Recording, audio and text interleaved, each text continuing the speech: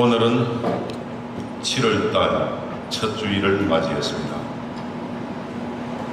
오늘 첫 주일은 한국 성직자들의 수호자이신 성김대건 안드레아 사제 순교자 대축일로 지내고 있습니다. 왜냐하면 7월 5일이 본날인데 일요일 가까운 주일로 이동해서 지내기 때문에 오늘 지내는 것입니다. 우리 김대건 안드레아 신부님에 대해서는 제가 조금 있다가 그분의 삶에 대해 말씀을 드리려고 합니다. 또 7월달은 무슨 달입니까? 알고 있는데 모르시는 거예요. 장마와 더위의 달. 맞죠? 장마와 더위도 계절적으로 오는 것이지만 우리에게 필요한 겁니다. 그래서 장마와 더위는 나쁘게 안 좋게만 생각할 필요가 없어요. 그것이 있어야 우리가 자연계에 살아가는 생명체들이 유익한 것을 얻을 수 있기 때문에 그것도 기쁜 마음으로 잘 받아들이면서 극복해 나가고 이 7월 한 달 건강에 위하면서 복된 삶 되시기 바랍니다.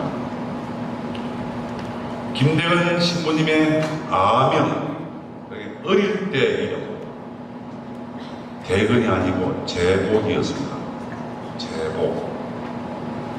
그는 1821년 8월 21일 충남 당진군 우강면 송산리 솔매에서 이남 일녀의 장남으로 태어났습니다. 솔매라는 용어는 알고 있죠? 솔매 가보셨어요? 예. 이 김대건 신부님의 탄생지이기 때문에 성지화 해놨죠. 그래서 성지 순례를 충청도 지방으로 가는 사람들은 솔매를 거의 다 갑니다. 이번에 교황님도 그쪽에 방문하시죠. 그곳에서 행사를 하십니다. 7살 때는 박해를 피해서 경기도 용인군 내사면 골배마실로 이사합니다. 그건 어디냐면 거기서 산을 하나 넘으면 미리네예요. 용인군에 있는 여기 그 골배마실. 그래서 골배마실은 김대건 신부님의 성장지입니다. 15살 때에는 할아버지 김택현으로부터 한문과 사서성경을 다 배웠다고 합니다. 상당히 머리도 좋았고 일찍부터 학문에 매진해서 공부를 많이 했습니다. 그리고 아버지 김재준 이나시로부터는 교리 공부를 하여 세례를 준비하고 있었습니다. 연세로. 그때는 누구든지 다 세례를 줄 수 있었죠. 지금도 그렇지만. 그러고 나면 신부님 오시면 보례를 주었는데 김제복 어린이는 곧 신부님이 오신다는 말을 듣고 신부님으로부터 직접 받기 위해 기다리고 있었습니다. 그때 공소를 방문한 신부님이 누구시냐면 모방 신부님이에요. 프랑스 신부님이었죠. 뭐 지금도 찰고가 있기는 하나 옛날처럼 제대로 안 합니다. 판문사 볼 때 찰고해야 되죠. 그리고 세례받기 전에 다 개인 찰고를 합니다. 그건 뭐냐? 교리를 얼마나 많이 알고 있느냐? 신앙생활을 어떻게 했느냐? 이런 걸 물어보고 판문사 볼만 하구나, 세례받을 만 하구나 할 때 주고 부족하다 싶으면 연기하고 있습니다. 이 찰고예요, 찰고. 그래서 김제복 소년과 모방 신부님이 찰구를 하면서 나눈 대담 일부를 소개해드립니다. 신부님이 지금은 박해 중인데 세례 후에 잡혀가도 하느님을 배반하지 않고 순교할 수 있겠느냐? 아이고, 죽을 수 있겠느냐? 이것도 그래요. 그러니까 제복 소년은 자식이 부모님을 배반할 수 없고 백성이 임금을 배반할 수 없듯이 하느님을 대군대부로 알아보시는 자가 어찌 배반하겠습니까? 여기서 대군대부의 의미를 잘 알아들어야 돼요. 대군은 뭡니까? 군은 임금을 이야기하죠. 대부는 임금 중에 임금을 대분이라고 불렀어요. 대분은 뭐냐? 아버지 중에 진정한 높은 아버지. 그래서 대분은 하느님은 세상의 모든 임금들보다 더 높은 임금이시고, 하느님은 세상의 모든 부모님들보다 더 높고 훌륭한 아버지시다. 그분을 대분으로 모셨는데, 자식이 세상에서도 부모님을 배반할 수 없고 백성들이 임금을 배반할 수 없는데 어떻게 대분 주님을 제가 배반할 수 있겠습니까? 이 말이죠. 다른 교우들은 교리를 잘 몰라서도 잡혀가 순교했는데, 저는 교리를 많이 배워 세례를 받게 된다면 더 열심히 하느님을 공경해야 되지 않겠습니까? 대단하겠고. 두 번째 또 질문합니다. 그러면 공부도 많이 했으니 영세 후에 과거에 급제하여 부모님을 잘 모시는 것은 어떤가? 공부를 많이 했다는 말을 듣고 여기서 제복은 이렇게 대답합니다. 신부님, 지금은 천주교 신자가 되는 것을 금하고 있는데 신자가 어떻게 배설을 할 마음을 느꼈습니까? 황사현 선생은 과거에 자원급제했어도 나이가 어리다는 이유로 바로 못 들어가고 20살이 되면 임금을 모시라는 특명을 받았는데, 황사현 선생은 그것이 신앙생활을 못하고 이웃물에게 방해된다고 거절했습니다. 그리고 나중에 토굴 속에서 댁서를 지어 교회 발전을 도모했다가 순교까지 하지 않았습니다. 와, 제복손이 이렇게 대답했습니다. 그러니까는 신부님은 더 이상 물어보고 할 것이 없어가지고 그 자리에서 안드레아 이름으로 세례를 주었고, 나 신부님은 마지막으로 그의 뛰어난 식경과 인품을 보고 그러면 신부가 되면 좋겠다 하고 권고합니다. 그 당시는 한국 신부님이 없었죠. 박해도 일어나고 전국을 다니면서 선교해야 되는데, 사목을 해야 되는데 한국 신부님이 절실히 필요했던 시기였습니다. 그 말을 듣고 지켜보고 있던 부모님은 황공하여 몸둘 바를 몰라 했으며, 신부님의 뜻이 그러하시다면 기꺼이 아들을 주님께 바치겠습니다 하고 약속을 합니다. 이렇게 하여 김제복 안드레아는 다른 두 소년 최양업 토마스와 최방제 사베리와 함께 한국 최초의 신학생으로 선발되었고, 이들은 1836년 12월 3일 출발해서 이듬해 6월 7일에 포르투갈 영이었던 마카오에 도착했으니 걸어서 6개월 걸렸던 것입니다. 그때는 뭐 배밖에 없었죠. 그러나 돈도 없고 배를 공식적으로 타고 다니기가 힘들었죠. 왜? 숨어 다녀야 되니까. 천주교 신자가 발각되면 막, 그래서 걸어서 6개월 동안 갔던 것입니다. 그러나 2년 5개월 후인 1838년 11월 26일 풍토병에 시달려오던 맏형이며 반장이었던 제방제 사베리오가 학질로 세상을 떠납니다. 남은 두 소년의 마음이 얼마나 아프고 힘들었겠습니까? 그런 와중에도 김제복 안드레아는 열심히 공부했으며 이름을 바꿉니다. 대근으로. 거기에는 두 가지 큰 뜻이 있었어요. 어지러웠던 조선을, 조국을 세계 문화사의 터전이 되고 있는 그리스도교 사상으로 다시 크게 세우겠다는 뜻이었습니다. 두 번째는 백성들을 영원한 생명의 길로 이끌어야겠다는 웅지의 표현으로 대건, 큰 대자, 세울건자로 바꾸었던 것입니다.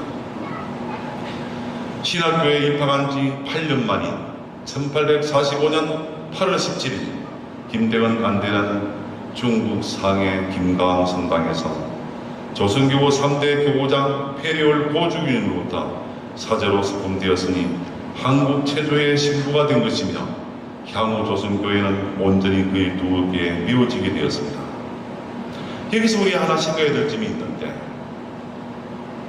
우리나라가 삼국시대나 또는 뭐 그 이후 전에 중국 또는 뭐 당나라, 뭐 명나라 인도에까지 가서 학문을 배우고 견문을 배운 적은 있는데 서양에 가서 정식으로 공부한 사람은 김대건 신부가 최초이고 그것도 1, 2년이 아니라 8년 가까이 포르투갈말, 영어, 프랑스말, 중국말, 한국말까지 잘하면서 한문, 철학, 신학, 서양 학문을 설립하고 들어봅니다. 나중에 신문할 때도 이 드러나니까 조정에서 너무 아까워가지고 회유를 많이 시켰지만 김대건 신부는 응하지 않았죠. 그리고 한때는 프랑스 함대가 동해바다에 들어가지고 우리나라를 위협하면서 공격한 적이 있죠. 그때 김대건 신부님이 통역관으로 신부되기 1년 전 부재 때 프랑스말 통역관으로 같이 와서 활동한 기록이 있습니다.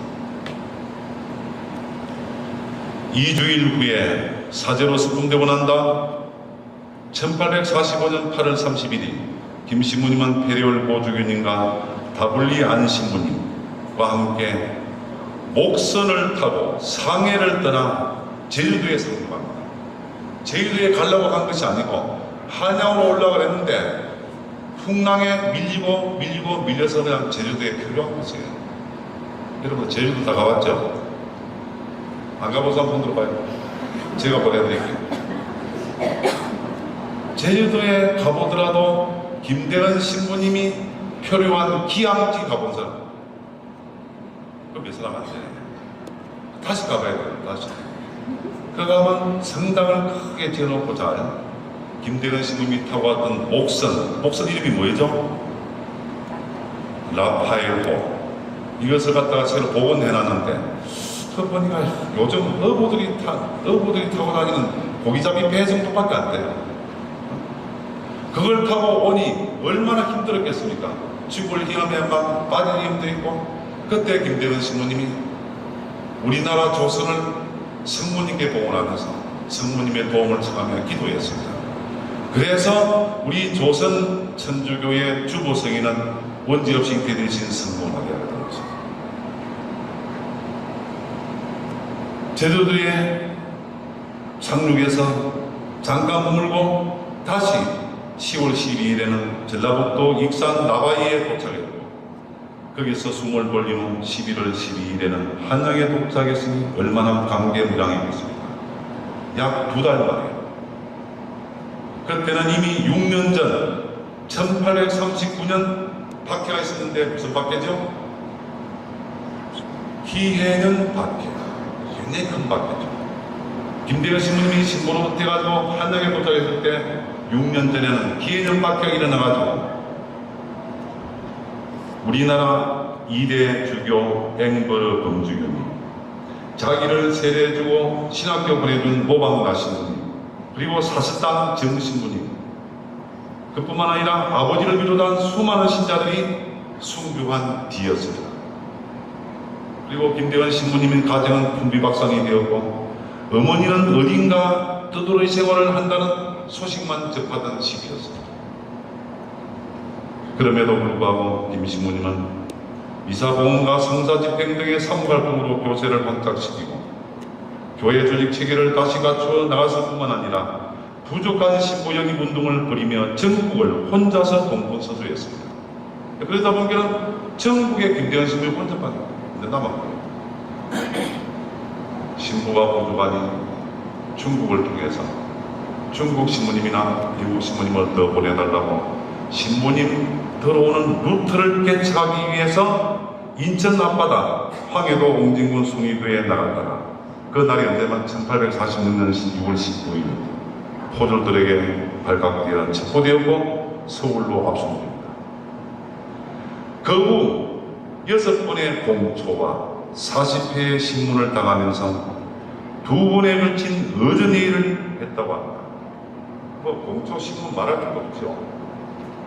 공초 신문을 해보니까 이렇게 학문이 있고 외국말도 잘하고 훌륭한 인품을 가진 젊은 청년이 너무 아까워서 임금께 상소하니까 임금이 직접 회의를 개최했는데 그게 의전회의였다고 해요. 1846년 9월 16일 한강변 세남터에서 군문효수로 순교합니다. 군문효수는 뭡니까? 효수는 목을 자르는 거예요. 목을 자르는 거예요. 군문은 한양 큰 대로에 잘린 목을 걸어놓아서 신하라는 사람들로부터 포기합니다. 이 군문효수요. 저 사람은 서학의 교수였고 신도생활 하다가 죽었다. 너도 천주교 신자 되면 저렇게 죽을 테니 신자 되지 마라. 겁을 주는 거죠. 시신은 한 달여를 만에 경기도 안성에 미리내로 안장되었고, 미리내는 김대현 신부님이 안장된 곳입니다.